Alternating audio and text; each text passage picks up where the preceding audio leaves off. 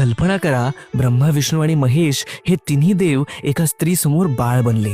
ही प्रसिद्ध लोककथा दत्तात्रेयांच्या जन्माची आहे. अत्री ऋषी आणि त्यांची पत्नी अनुसया दोघेही महान तपस्वी. अनुसयेचे पतिव्रत्य इतके प्रचंड की त्रिलोकात त्याची चर्चा.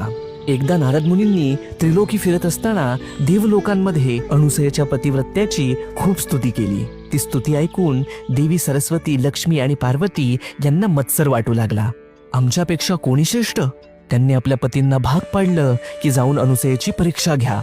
ब्रह्मा, विष्णू आणि शिव साधू वेशात अत्री आश्रमात आले. साधूंनी अनुसयेला म्हटलं, आम्हाला भूक लागली आहे, पण एक अट, तुम्ही निर्वस्त्र होऊन आम्हाला अन्नदान करा. यांची अपेक्षा मान्य करावी तर आपल्या पातिव्रत्य धर्माला बाधक होईल, आणि जर ती अमान्य करावी तर भुकेले अतिथी घरातून निघून जातील. करावे तरी काय? तेव्हा तिने कमंडलूतील गंगोदक घेतले आणि त्या तिन्ही अतिथींवर सिंचन केले, आणि अद्भुत, त्या क्षणी त्रिमूर्ती लहान बाळ झाले. अनुसयेने त्यांना आईप्रमाणे कुशीत घेतलं, स्तनपान करवलं आणि पाण्यात झोपवलं. बराच काळ तीनही देव परत न आल्यामुळे तीनही देवी चिंतित झाल्या. झालेला सर्व प्रकार समजताच त्रिदेवी घाबरून धावत आल्या. अनुसयेने दयाळूपणाने सर्वांना मूळ रूप दिलं आणि त्यावर प्रसन्न होऊन त्रिमूर्तींनी वरदान दिलं, अनुसया, आम्ही तिघेही पुत्र म्हणून तुला प्राप्त होऊ.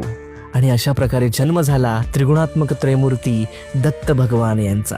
श्री गुरुदेव दत्त.